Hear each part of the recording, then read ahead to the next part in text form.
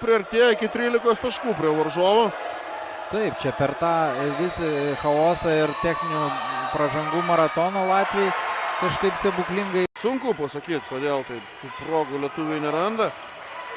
Čia jau visiškas mismečas. Gauna pažaisti ir atsarginiai žaidėjai. Tik tai nėra kol kas. Įsirašo į protokolą. Ui, čia toks pats.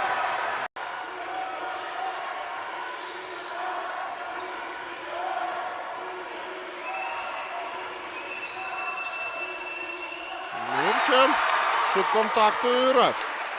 2 taškai. Kairė ranka čia Liepa. Ajajajaj, čia backdoorą gaunam. Per kaminą šį kartą įlenda Latvijai baudos aikštelę. Valančius.